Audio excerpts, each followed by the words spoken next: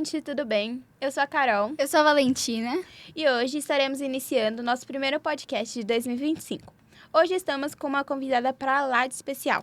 Júlia Ramos, uma advogada especialista em direito de família. Olá, Júlia! Oi, meninas! Oi, pessoal! Eu sou a Júlia, advogada especialista em direito de família, com foco em divórcio e guarda e pensão. Muito obrigada pelo convite, meninas. Eu estou muito feliz de estar aqui e estou muito animada também para o nosso bate-papo. Estamos agradecendo pela sua participação hoje.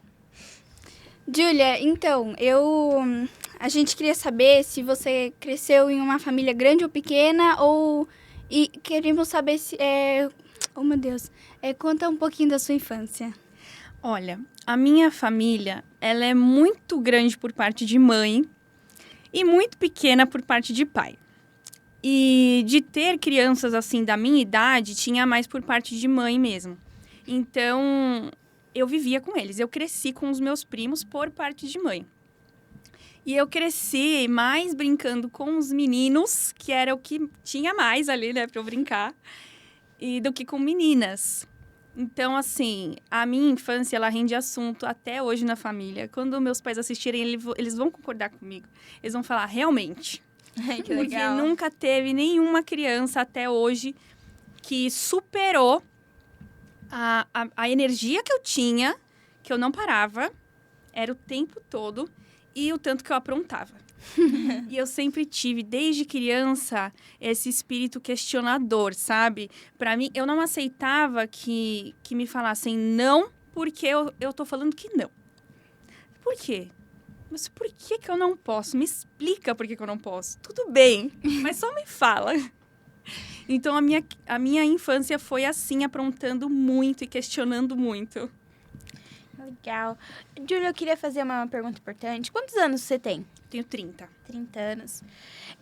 Eu queria saber quais são as principais lições que você aprendeu com seus pais ou familiares que ajudaram a se tornar a pessoa que você é hoje em dia. Uma coisa que eu aprendi e eu vejo sendo aplicada todos os dias pelos meus pais, que eles conseguiram passar isso para mim de uma forma excelente, é que a honestidade não tem preço. Então, é muito melhor que você perca dinheiro sendo honesto do que você ganhar dinheiro na desonestidade. E eu vejo eles fazendo isso até hoje. A gente até brinca falando, ai, como vocês são bobos, mas não é só brincadeira mesmo. Então, eu levo isso para minha vida pessoal e profissional até hoje. Eu quero passar isso para minha filha também. Todos os pais falam isso, né? Tipo, que legal. Se você mente sobre uma coisa, ela descobre e você... É pior. É muito pior quando ela descobre. Aí, se você contar a verdade, ela pode até chamar a atenção, mas aí depois você vai ficar calmo com isso, porque você contou a verdade pro seu pai. Você não mentiu sobre uma coisa que era importante, porque teve medo de contar a verdade ou alguma coisa assim. A sua consciência tá limpa, né? Portanto, que a maioria das brigas hoje em dia, tipo, de familiares, é das mentiras, né? Normalmente. É bastante. É um fator importante. Mesmo. Júlia, você é especialista em direito de família, mas o que motivou você a escolher essa área de direito? Então, primeiramente, eu nunca sonhei em ser advogada. Nossa. A vida inteira assim, até o ensino médio, desde pequenininha, eu tinha uma única certeza na minha vida de que eu seria veterinária. Tem nada a ver uma coisa com a outra, né? Uma área com a outra. Muito diferente. Parando pra pensar, é mesmo. Só que a minha escola, assim como a de vocês, incentivava muito da gente pesquisar sobre as profissões para ter certeza se a gente queria mesmo aquilo. E eu fiz isso. Eu sempre tive muito bicho em casa, então eu aproveitei uma ida de rotina ao veterinário e perguntei para a veterinária, que já era uma veterinária bem antiga. Então, ela fez faculdade muito tempo atrás. Perguntei como é que era a faculdade, como é que era o dia a dia. E aí, só dela me contar como é que era, porque era muito diferente. Eu desmaiei no consultório dela. Nossa, Aí eu falei, bom, não vai dar certo. Eu vou ter que ver outra coisa. Não sei o quê. Eu não tinha um plano B. Isso é muito importante vocês pensarem. Eu quero fazer isso, mas e se por algum motivo eu não fizer isso? O que eu posso fazer? Ter um plano B, literalmente. Ter um plano B mesmo. E foi aí que eu comecei a pesquisar sobre as profissões. Cogitei diversas profissões. E aí o meu pai chegou e falou, você se daria muito bem como advogada, porque você é muito questionadora, você tem essa vontade de defender o que você acredita. E aí virou a chavinha na minha cabeça. Eu falei, nossa, é verdade. Pode ser que dê certo. E foi aí que eu entrei na faculdade de Direito. Nisso eu ainda estava na escola, né? E prestei vestibular, entrei na faculdade de Direito. Lá, meus olhos brilharam, mas brilharam para o direito penal. Nossa. Ainda não foi o familiar, certo? É. Porque tem o direito penal envolve mais crimes, né? E não tem nada a ver com direito de família. Só que a teoria, isso para tudo na vida, a teoria é muito diferente da prática. E aí, eu nessa ânsia, eu tinha certeza que eu ia ser advogada criminalista ou então delegada. Eu sempre falei isso durante a faculdade. Só que aí eu vi que a prática já não era lá aquilo que eu tinha imaginado e foi dando aquela desanimada. Quando eu me formei, foram aparecendo casos do quê? De direito de família. Então, o direito de família foi que me escolheu. Não fui eu. Era uma área que eu não gostava na faculdade, Nossa. por conta do meu professor. E ele é muito conhecido até na faculdade, porque, assim, era um professor que era difícil de gostar. Ninguém gostava dele. Não. Então, eu achava que eu não gostava da matéria, não gostava da área. E não era. Quando eu peguei o meu primeiro caso, nos primeiros casos a gente não tem experiência, né? Então, a gente tem que estudar muito, dá muito medo de errar. Então, estudando, eu fui vendo que aquilo realmente era legal. E eu fui vendo o impacto que eu poderia ter na vida das pessoas, entendeu? Nessa área. Sim. E aí, eu me apaixonei. Hoje, eu não me vejo em outra área. Ai, Nossa. que legal. Então, a sua inspiração meio que foi seu pai que falou e te ajudou. Que legal Ele isso, que virou né? a chavinha. Que legal, né? Pelo menos você, mesmo que na família você possa ou não ter alguns advogados, uma pessoa te motivou a ir nessa área e você falou, não, será que vai dar certo? Aí você chegou lá, seu olho brilhou, você falou, meu Deus, eu acho que é minha vida, isso é pra mim. Acho que é bom, por isso que é importante ir tentar, né? Descobrir coisas Isso. novas. Isso, porque também, gente, a vida nos obriga a escolher muito cedo o que a gente vai fazer a vida inteira. E é importante a gente entender que a gente não é obrigado a seguir o que a gente escolheu com 17, 18 anos. Sim. Se a gente não gostar, o máximo que vai acontecer é ter que mudar e começar do zero. Mas nunca é tarde, Sim. né? Eu acho que é um pouco de sorte quando a gente acerta, assim, de primeira. Eu hoje não me vejo como veterinária. Eu gostaria de saber, você falou que antes você queria ser veterinária, certo? Hoje em dia você tem algum animalzinho de estimação? Tenho. Eu sempre tive, né? Eu nunca fiquei, assim, sem nenhum. Hoje, o que eu tenho é um gatinho, um pitbull e uma shih tzu. Nossa. Ai, que bonitinho. Todos frutos de resgate. Olha que legal. Que eu Nossa. tenho isso dentro de mim, né? É importante também você... Vamos supor, você tá passando numa rua, você vê algum cachorro assim, dá dó, você quer levar pra casa. Às vezes você fala, não, não posso, eu não consigo cuidar, eu tenho muita coisa pra fazer. Mas dá dó, você vê assim, nossa, eu quero Mas levar daí pra você tem casa. aquele amor por animal mesmo. Eu tenho muito, isso muito forte dentro de mim. Então, eu procuro ajudar. Eu não segui para veterinária, mas eu ajudo de outras formas, né? Sempre que eu vejo algum bichinho precisando, eu vou lá e ajudo. Que foi o caso do meu pitbull, que, na verdade, a gente resgatou a mãe dele. E ela estava grávida. Nossa. E aí, eu sempre faço esses... A gente até brinca que eu, o meu marido e o meu pai, nós somos um imã de bicho. Porque tudo que é bicho que foge, bicho que tá precisando, parece que aparece pra gente. Aí vocês resgatam. É. Que legal. Que legal. Você disse que tem marido e filha? Uhum. Ai, que legal. É, vocês têm uma minha filhinha tem 4 anos. Ela estuda lá no Bom Venuto também? Que legal. Você disse que fez faculdade. Qual foi a faculdade que você fez? Eu fiz faculdade de Direito, Aonde seria? na FIG. Olha, que legal. É pertinho. Então, Júlia, a gente também queria saber uma pergunta, acho que muito importante, que é como você define o direito de família e quais são os principais aspectos que ele abrange? Eu acho que o direito de família, ele pode ser... Ele é proteger o que é mais importante mesmo. Não só falando de bens materiais. É claro que envolve bens materiais, dinheiro, porque o mundo gira em torno disso, né? Mas é você proteger os direitos da sua família.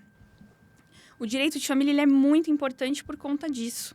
A família eu acho que é o bem mais precioso que a gente tem. A gente tem que lutar muito para conseguir manter da melhor forma possível, né? Sim. Tipo, a família, além dos amigos e colegas de trabalho, a família é mais importante do que tudo. Tá sempre lá a sua por motivação, tá sempre lá com você pro que der e vier, ela ajuda em qualquer coisa. Em lição, trabalho, caso você esteja na escola, trabalho de faculdade, TCC e um monte de coisa.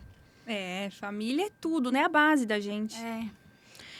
A gente queria fazer uma pergunta que nesses últimos anos vem mudando bastante. Aí a gente queria saber quais são as principais mudanças que você tem visto no direito da família e nos últimos anos. Olha, as principais mudanças que tiveram nos últimos anos dentro do direito de família, teve uma muito legal, muito importante, com relação à guarda compartilhada. Em 2023, passou a ser proibida a guarda compartilhada sempre que houver indícios de violência doméstica. Então, antes não era proibido. Dependendo do entendimento do juiz, ele fixava a guarda compartilhada. Então, a partir de 2023, não é mais possível. Se apresentar indícios, não precisa nem ser a prova ali concreta. Indícios, já está proibida a guarda compartilhada. Isso é muito legal. Porque protege tanto a criança quanto a mãe. Porque numa guarda compartilhada, querendo ou não, a mãe precisa dialogar, né? Com o pai. Ou mãe com mãe, ou pai com pai. Mas precisa dialogar. Tem que ter um mínimo de respeito ali. Então, isso foi uma mudança muito importante. E foi bem recente. E não foi assim, outra coisa, não é uma mudança em específico, mas uma coisa bem legal que vem acontecendo é que o judiciário e a doutrina têm reconhecido cada vez mais a família, a mudança da família. Os tipos novos de família. Sim. Inclusive os pets. Verdade. A gente começou a falar, inclusive, de guarda de pets. Nossa. Isso é muito legal, né? Nossa, muito legal mesmo. E aí, o judiciário ele tem reconhecido também famílias só com uma mulher, só com um homem, ou só o pai e o filho, só 2 pais, 3 pais e um filho. Tem tantos tipos de família, tantos, que vem surgindo. O direito de família é muito dinâmico, porque a família e a sociedade são muito dinâmicas, né? E aí, cada vez mais, o judiciário tem feito o possível para trazer isso um pouquinho mais para as decisões. E é importante também, né? Além dessas novas famílias que estão vindo à tona agora, é importante o juiz saber o que pode acontecer, o que está acontecendo dentro de uma casa. Qualquer coisa que acontecer, tipo problema, violência doméstica. O juiz tem que saber disso para resolver esse problema. E além também dos animais, né? Da guarda dos animais. É muito legal isso. É bem legal. Então, como você acha que o direito de família pode ser mais eficaz em proteger os direitos das crianças e dos pais? Olha, poderia ser mais eficaz. Um problema muito grande que a gente tem com o judiciário é que, infelizmente, ele ainda é muito sexista, muito preconceituoso. Então, por mais que pela lei o homem seja igual à mulher, para as pessoas ainda não é assim. E isso como sociedade, não só o judiciário. E os juízes, os desembargadores, eles são pessoas de carne e osso. Eles têm que ser imparciais, mas ninguém é 100% imparcial, né? Todo mundo tem a sua história, tem as suas experiências de vida, suas crenças, seus traumas. Então, não dá pra gente ser ingênuo e achar que o juiz ali está sendo 100% imparcial. Com as crenças dele, ele vai analisar a lei e aquele caso. Então, o grande problema é que o judiciário ainda é muito sexista, muito preconceituoso. Então, a sobrecarga materna ainda é muito presente. O pai, ele não precisa provar muita coisa. A mãe, ela muitas vezes precisa provar que ela cuida do filho, que ela precisa sim daquele dinheiro, de quanto, né, da pensão. Ela precisa, a todo momento, se provar como mãe. Coisa que o pai não precisa. Então, eu acho que o judiciário, ele poderia se colocar um pouco mais à disposição para entender essa parte, sabe? E eu acho que isso ia ser incrível para as crianças e para os adolescentes, não só para as mães. Porque uma mãe sobrecarregada, poxa, coitada, né? Não dá para exigir muito. A mãe, ela fica mais estressada. Ela não consegue dar 100% dela, não consegue dar o melhor dela. E muitas vezes, por conta disso, o pai, ele ainda sai como o paizão, porque ele é sempre legal. Ele sempre tá de bom humor. Mas por quê? Porque a sobrecarga tá toda na mãe. Então, Sempre o ela judiciário... que carrega o maior peso. E não é fácil, né? Emocionalmente falando. Nem fisicamente, mas o emocional acho que é pior. Então, o judiciário, ele tem um papel fundamental nessa parte. De colocar a mão na consciência e se colocar mais à disposição, refletir melhor sobre isso, sabe? Sobre as próprias crenças. Entendi. Pode falar. Dentro desses casos de divórcio, qual foi o principal desafio que enfrenta em todos esses casos? O principal desafio em caso de divórcio, eu acho que conscientizar as pessoas, na verdade. Não é nem um desafio propriamente jurídico. É conscientizar as pessoas da importância de contratar um especialista. Porque quando a gente fala de médicos, por exemplo, já está muito enraizado na sociedade que se você tiver um problema no olho, você vai no oftalmo. Se tiver um problema na pele, dermato. E por aí vai. E quando a gente fala de advogado, parece que o mais barato vai resolver, qualquer um serve porque é fácil, eu já sei, é acordo. Só que não é bem assim, né? Então, a gente tem que conscientizar e convencer, né?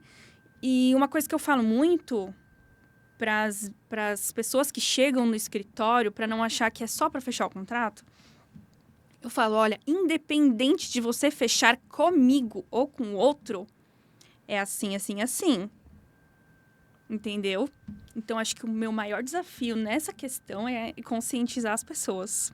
É importante isso, a pessoa chega lá com qualquer problema que ela esteja, chega lá e falar o problema dela e você falar assim, tipo, será que eu sou a pessoa certa pra resolver o seu problema? Você não quer conversar com outros colegas meus? Será que você realmente me escolheu por, vamos supor, ser mais barato? Ou por ser qualquer outro advogado? Ou você não quer conversar com outras pessoas mais especializadas sobre o assunto? Alguma coisa assim, tipo... Falta muito isso. Isso. Aí, Falta muito. Acho que as pessoas agora, nesse momento, acho que elas estão procurando o mais barato, vamos dizer. Acho que na maioria dos casos são. E às vezes alguns erros podem ser irreversíveis, né? Depois Verdade. a pessoa volta pedindo pro especialista consertar uma coisa que às vezes já não tem mais conserto. E aí é triste de ver. Porque Sim. a maioria envolve criança, envolve adolescente, então a gente fica chateado, né? Queria saber como você ajuda os seus clientes a navegar pelo processo de divórcio de forma eficaz. Primeiro, eu acolho, porque é um momento difícil, por mais que a gente já decidiu faz meses. É um momento muito difícil, a separação de uma família. Por mais que o ideal seja que continue sendo família, apesar do divórcio. A gente sabe que não é assim que acontece sempre. Nem sempre é possível também, né? Então, primeiro, eu acolho. É muito importante que os meus clientes se sintam acolhidos. E a maioria das minhas clientes são mulheres e são mães. Não foi uma coisa que eu escolhi. Eu não atendo exclusivamente mulheres, mas a maioria, grande maioria, é mulher e é mãe. E eu, como mulher e mãe, eu consigo me colocar no lugar dessas mulheres e eu busco realmente orientar pensando no bem-estar delas e das crianças. É aquela história. Você prefere estar certa ou você prefere ter paz? Eu busco uma junção dessas duas coisas. Porque eu procuro fazer justiça priorizando o bem-estar das crianças e dessa mulher, entendeu? É importante isso, né? E é sempre assim, entre a razão e a paz. A razão e a paz. Aí é importante que você acolha seus clientes, né? Para eles se sentirem mais confortáveis.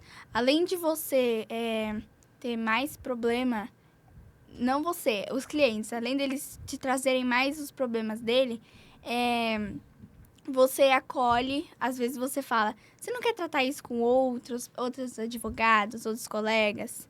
É muito importante isso. Tanto que assim, quando não é da minha área, eu nem tento. Eu tenho parceiros em diversas áreas e aí eu encaminho para um parceiro meu. Então, nem tudo é dinheiro, sabe? O que é melhor para aquela pessoa? A gente queria saber quais foram os principais fatores que você considera ao determinar a divisão de bens em casos de divórcio. Em casos de divórcio, a divisão de bens, ela segue principalmente o regime de bens. Então, quem vai ditar as regras é o regime de bens. Por isso que é tão importante, na hora de casar, a gente pensar direitinho em qual vai ser o regime. Muita gente pensa que só tem a opção do regime de comunhão parcial de bens. Mas não é. Tem o de separação, tem o de comunhão universal. E na hora de um divórcio, ou até na hora de um falecimento, é ele que vai ditar as regras da divisão de bens. E esse é o fator determinante mesmo. É de acordo com o regime de bens. Além disso, a gente vê também se houve algum pacto pré-nupcial, que é um contrato que você pode colocar, uma curiosidade legal para vocês, a gente pode colocar até cláusula prevendo que, em caso de infidelidade, o traidor deve uma indenização para a vítima. Olha que legal. Então, tem muita coisa que dá para fazer nesse contrato. Então, o regime de bens, se antes tiverem feito esse contrato pré-nupcial, os dois juntos é que vão me dizer o que fica com quem ou quanto fica com quem. Mas, geralmente, é em questão de quantidade financeira mesmo, valor financeiro. Certo. Por exemplo, o regime de comunhão parcial de bens, 50% dos bens adquiridos durante o casamento é de cada um, 50% de cada um. Certo. É feita a partilha. Se essa partilha for um pouquinho desigual, já paga um imposto que não é tão barato assim também. Tanto para o homem quanto a mulher. Quem ficar com mais, a lei entende que ou teve uma doação daquele cônjuge para o outro, ou quando um compra a parte do outro, teve uma compra e venda. Então, você paga outro imposto. Entendi. Qual é o principal objetivo que você tem em mente ao trabalhar com casos de guarda e visita? O meu objetivo é tentar fazer com que aquela família perca o menos possível. Então, eu penso no bem-estar daquela criança ou daquele adolescente, no bem-estar e na sanidade mental dos pais. Então, sempre, em casos normais, eu tento primeiro fazer um acordo. Eu faço uma reunião, primeiro com quem me procurar e depois com os dois. Nunca com a criança, só com os adultos. E nessa reunião eu busco fazer uma função meio que de mediadora. Para que todo mundo fique bem, né? Para a gente tentar fazer com que seja menos traumático. Porque um processo judicial, ele é desgastante, emocionalmente falando.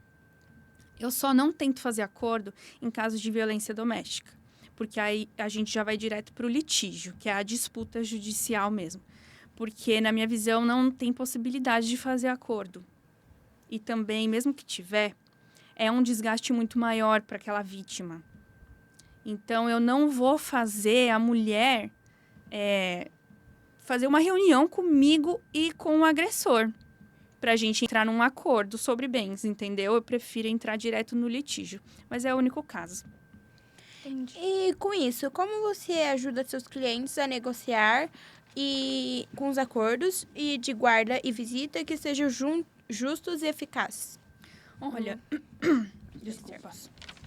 Para um acordo ser justo e eficaz, a gente precisa pensar se ele vai ser... se dá para levar esse acordo a longo prazo. Porque muitas vezes a gente pensa no aqui, no agora. Agora funciona. Mas e se isso aqui mudar? E se essa outra coisa aqui mudar? A gente tem que prever esse tipo de coisa. E o advogado especialista, ele vai ter um acervo maior na cabeça de situações para ele prever nesse acordo. Então, eu busco sempre incentivar o diálogo e eu mesma vou dando ideias. Porque eles estão passando por um momento difícil. Às vezes, não é tão fácil raciocinar, né? Então, eu vou dando ideias, falo, olha, e se você ficar com tal apartamento, ela fica com outro, olha, vai pagar um pouquinho de imposto, mas vai ser melhor para vocês. Eu sempre vou buscando alternativas, e aí a gente só vai para o litígio se realmente não deu certo o acordo.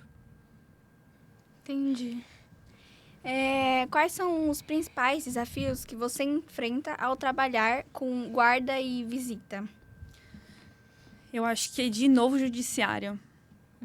Porque o judiciário é muito lento e, como eu falei agora há pouco, muito sexista. Então, ele acaba jogando a maior responsabilidade para a mãe. O meu desafio nessas ações é tentar fazer o judiciário enxergar quando é um acordo, ok, porque as partes vão assinar e o juiz vai homologar.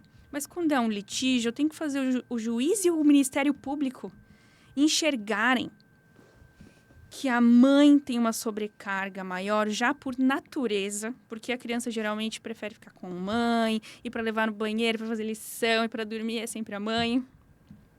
Então, o papel do pai é tentar diminuir essa sobrecarga. E muito pai não quer.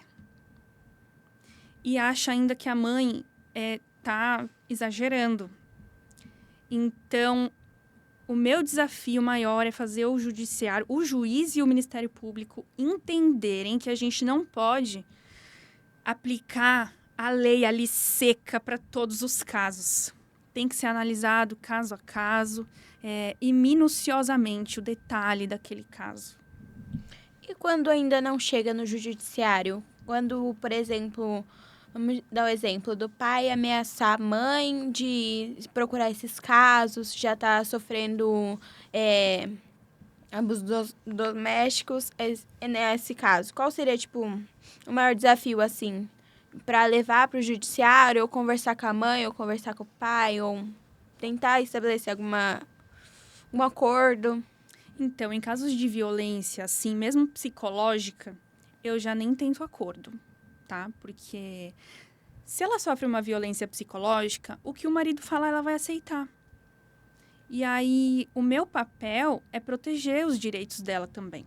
É falar para ela, olha, você vai assinar esse acordo, você vai perder esse direito.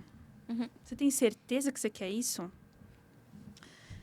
Tem casos que, infelizmente, por mais que eu fale, não tem jeito. A violência é tamanha, o medo é tão grande que a mulher assina. E olha que eu gasto saliva, viu? Depois dela assinar, teria alguma coisa para reverter isso? Acordo é muito difícil de reverter. Para reverter, a gente precisa comprovar que ela foi coagida naquele momento. E para comprovar que ela sofria violência psicológica?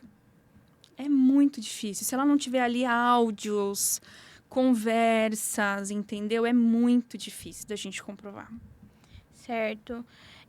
Gostaria de saber, como você falou sobre a família, as crianças, você trabalha diretamente com as crianças? Não. Eu lido diretamente com os pais.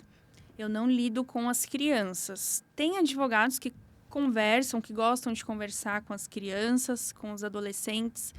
Eu não gosto, porque, na minha visão, eu estou invadindo um espaço que é do pai e da mãe. Então, eu oriento, eu explico, aconselho o pai e a mãe.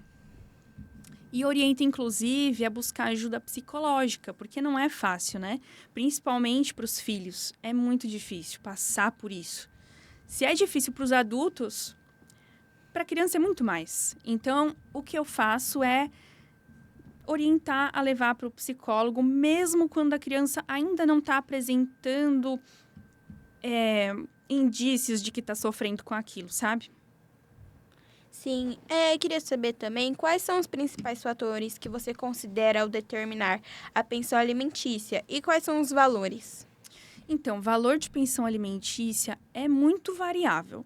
O que a gente faz para determinar o valor? É caso a caso. Eu tenho uma planilha. Primeiro, eu peço para a mãe preencher um formulário com todas as despesas da criança, porque, ao contrário do que muita gente pensa, apesar do nome ser pensão alimentícia, ela não é só para alimentos. Ela é para educação, lazer, saúde, moradia, tudo. Todas as necessidades. Tudo. Todas as necessidades, todas as despesas. Desde aquele presentinho que a criança tem que comprar para levar para o amiguinho no aniversário da escola, tudo isso tem que ser considerado, né?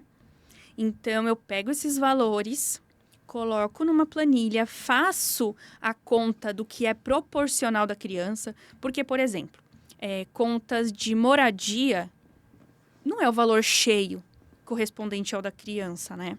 Se mora a criança e a mãe, 50% corresponde à criança.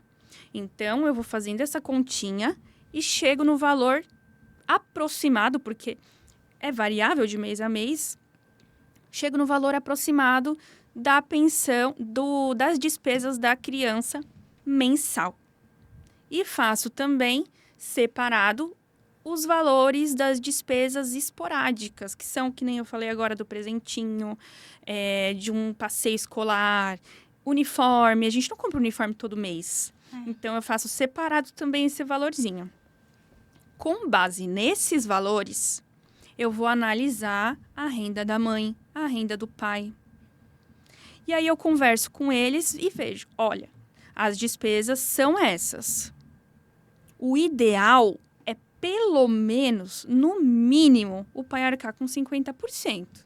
Isso é uma opinião minha, tá? A lei não fala. E aí, como que a gente vai fazer?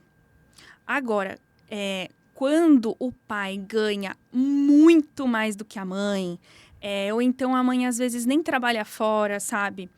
Trabalha só no lar, ela cuida dos filhos, cuida da casa. Eu acho justo que o pai pague pelo menos 70% das despesas da criança. Quando a mãe não tem condição e, por exemplo, o pai arcou com a condição de pagar a pensão do filho, o dinheiro também dá dinheiro, o dinheiro dá direito a ser da mãe também? Tipo, ela usar para necessidades delas, não só Não. para o filho? Não, aí é uma pensão diferente. Quando a mulher, com a separação, ela fica sem renda, por exemplo, essa mulher que depende financeiramente do marido, ela tem direito a uma pensão. Aí são duas. Uma pensão para o filho e uma pensão para a mulher. Então, são coisas diferentes. A pensão para o filho, ela tem que ser gasta com as despesas do filho. Isso inclui, como a gente falou, lazer, um passeio no shopping, um brinquedo que o filho quer, entendeu? Uhum. E são coisas diferentes. Uma dúvida. Dependendo sendo pai ou mãe que vai pagar a pensão, o dinheiro tem a ver com alguma coisa sobre o salário do Pode ter. responsável? A gente determina o valor da pensão, a gente pode usar como base, por exemplo, o salário mínimo ou o salário do pai. A gente pode fixar uma porcentagem do salário do pai, uma porcentagem do salário mínimo, ou então tantos salários mínimos. Então, isso aí, quem vai determinar no acordo são as próprias partes, com a minha ajuda, ou num litígio, o juiz vai determinar. Mas isso, na petição, eu coloco o que eu acho justo de acordo com aquela continha, o que eu acho mais viável a longo prazo, né? Ou um pai também que tem histórico de gastar muito dinheiro, fazer muitos empréstimos. Às vezes vale a pena a gente colocar com base no salário com o desconto direto em folha, porque é garantido que vai ter aquele dinheirinho todo mês, que é a empresa que vai depositar para a mãe.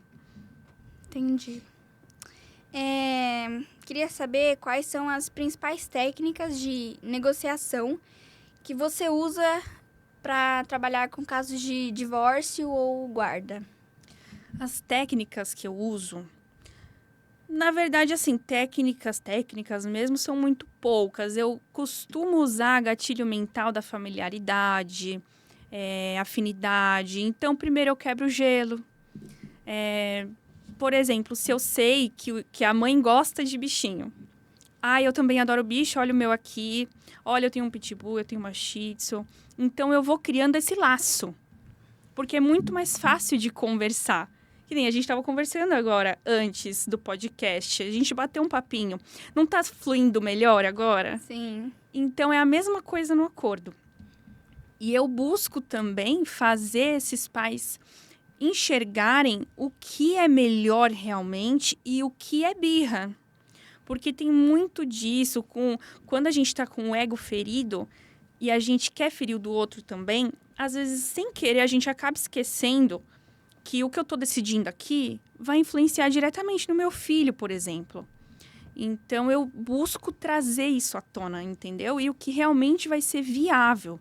Porque tem muita mãe também que pede, não, eu quero, então, um valor absurdo aí, 50% do salário dele. Calma aí. Vamos com calma. Por que você quer 50%? Olha aqui as despesas da criança. Dá muito menos do que esses 50%. Estou dando uma situação hipotética, tá? Uhum. E aí eu faço essa mãe enxergar que ela só quer aquilo para punir. E aí o acordo, ele sai mais fácil. Entendi. Nem sempre é possível, né? Mas a gente tenta. Então esse seria seu método de ajudar os clientes a desenvolver as habilidades. Basicamente.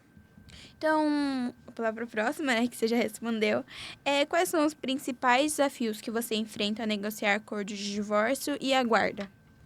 Para negociar acordo, a resistência é quebrar a barreira dessa mágoa. Porque os dois estão muito machucados, geralmente. Dificilmente não estão. Só assim, a gente já está separado há anos e só não formalizou o divórcio, porque acontece também. apesar de eu não aconselhar. Mas acontece. Então, geralmente, os dois estão muito machucados. E é difícil a gente realmente quebrar essa barreira e fazer eles enxergarem. Isso é muito difícil. Eu acho que seria o mais complicado. Me perdi um pouquinho. Sobre os pais, né? Qual é o principal conselho que você daria aos pais que estão passando por um divórcio ou uma disputa de guarda? Procurar um advogado especialista muito antes de tentar conversar com o seu parceiro. Porque se você primeiro entender a questão que envolve o divórcio, todos os aspectos que envolvem o divórcio, vai ser muito mais fácil conversar. Então, por exemplo, muita gente, muita mesmo, tem muito medo da guarda compartilhada porque não sabem o que é. Confundem. E a culpa é do próprio nome, porque guarda compartilhada sugere o quê? Que a criança vai ficar um tempo comigo, um tempo com o pai. Mas a guarda compartilhada, na verdade, é o compartilhamento de responsabilidades, de deveres. É tanto o pai quanto a mãe levar num médico, ajudar com a lição de casa, estar presente na vida da criança, o poder de decisão, sabe? Decidir juntos qual vai ser o convênio da criança, se vai ou não no passeio escolar. Esse é o compartilhamento. E é o mundo ideal, mas nem sempre é possível. E hoje em dia, a guarda compartilhada, ela é a regra. Então, o que isso significa? Só pode fugir da guarda compartilhada nos casos previstos em lei, nas exceções previstas em lei. E, ao meu ver, isso não é suficiente. Porque não está previsto na lei, por enquanto, apesar de terem decisões nesse sentido já, não está previsto que quando tem muita animosidade entre os pais, que é muita briga, muita dificuldade de conversar, que pode ser guarda unilateral, nesse caso. Não está. Então, os pais eles são obrigados a viverem nessa eterna briga, porque foi guarda compartilhada. As exceções são muito poucas. São se o pai ou a mãe abrir mão dessa guarda, num acordo dá pra gente colocar a guarda unilateral de boa, se assinar, abriu mão, tá ok. Em casos de indícios de violência doméstica, como eu falei ali mais pro começo do podcast, e quando um dos pais também não tem condições de exercer essa guarda compartilhada, por exemplo, uma dependência química. Aí vai ser guarda unilateral. Todos os outros casos, todos os outros problemas, obrigatoriamente tem que ser guarda compartilhada. Entendeu? Então, a guarda unilateral seria, se um dos responsáveis, vamos dar um exemplo, teria vício com coisas químicas, o outro responsável ficaria com a criança, mas teria visitas do outro responsável? Ambas as guardas, tanto a compartilhada quanto a unilateral, o genitor que não detém, não mora com a criança, ele tem o direito de conviver com a criança. Mesmo a guarda unilateral, a última palavra é de quem tem a guarda, mas o outro pode se opor. Ele tem o dever de supervisão. Na guarda compartilhada, ele tem o dever de decidir junto. Entendeu? Unilateral, um tem a última palavra, mas o outro pode se opor. E na compartilhada, eles têm que decidir juntos. Tem o mesmo peso de decisão, os dois. Mas, tanto na guarda compartilhada quanto na unilateral, vai ter pagamento de pensão, sim. Muita gente acha que não. E tem muito pai que pede a guarda compartilhada porque acha que não vai pagar pensão. Vai. Tem o direito de visitas. Tudo igual. Entendi. Só muda realmente essa parte do dia a dia. E como os pais podem ajudar a minimizar o impacto do divórcio ou disputa de guarda nas crianças, tipo, no psicológico ou algo do tipo? Eu acho que os pais, eles precisam parar de brigar na frente das crianças. Tem muitos pais que acham que a criança não está ouvindo, que a criança está dormindo, que a criança está assistindo um desenho e brigam na presença da criança. Isso causa danos muito difíceis de reverter, mesmo com terapia. Vão anos aí de terapia para reverter isso, né? E muitas vezes não conseguem. Então, pensar tudo que esses pais forem fazer, pensar primeiro na criança. Porque na hora da emoção, só quer atacar o outro. E acaba atacando quem? A criança. Porque ela tá no meio. Literalmente, ela tá no meio. Tanto, às vezes, fisicamente quanto mentalmente, né? Exato. E se no caso for por bebidas alcoólicas ou Dependência de bebida alcoólica? as brigas causarem isso? Não, aí também a gente luta pela guarda unilateral. Porque aí esse pai não tem condições de exercer uma guarda compartilhada, né? E aí o que aconselho para essa mãe? Sai de casa. Se você tem para onde ir, sai de casa. Porque isso não vai dar abandono de lar.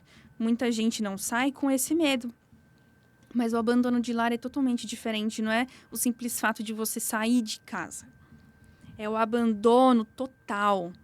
É você sumir, você não procurar para saber se está bem. Não pagar uma conta que seja, sabe?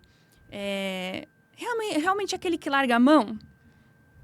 Esse é o abandono de lar. Se no caso é abandonar o lar e ele for atrás, tipo, ameaçando ou indo atrás mesmo de... Se ela sair de casa, ela tem que procurar. Por isso que é importante procurar o advogado antes do divórcio. O advogado ele vai orientar como fazer isso e como se resguardar. O problema é que a medida protetiva é só um papel. Não é uma coisa física, uma barreira física que impede o agressor de chegar nela, né? Então, é uma das dificuldades muito grandes de casos que envolvem violência doméstica. Mas o que eu aconselho? Se tiver para onde ir, sai e se esconde. Muda a criança de escola. A mãe que muda de casa por conta de violência doméstica, ela tem prioridade para matricular o filho na escola mais próxima. Muita gente também não sabe disso. Então, conversando com um advogado especialista, antes de tomar as decisões por impulso, vão nortear as suas decisões, entendeu?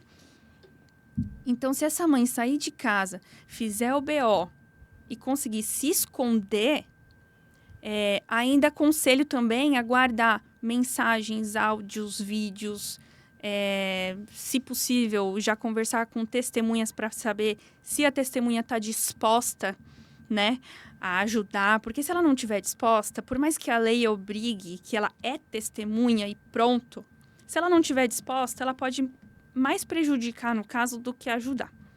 Então, se não tá com a boa vontade, eu já descarto, entendeu? Pode falar besteira.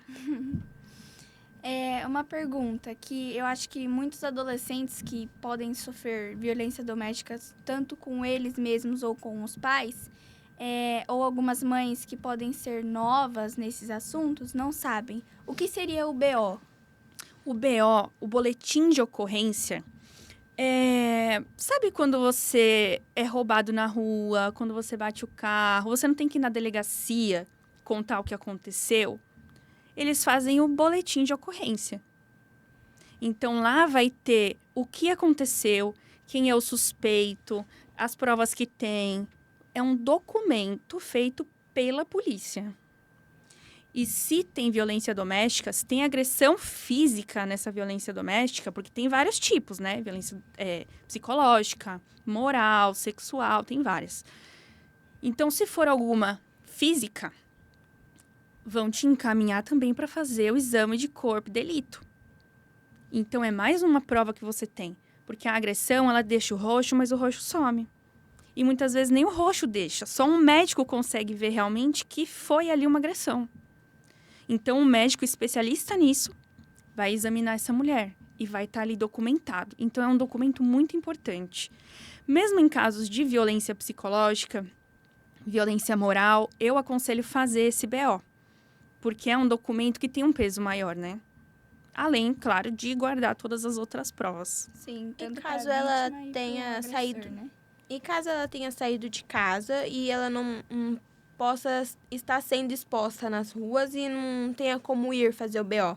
Agora, hoje em dia, que já está mais tecnologia, teria como fazer o BO online ou algo do tipo? Tem como fazer online, mas o problema é que você vai ter que ir de qualquer forma para fazer o exame de corpo de delito.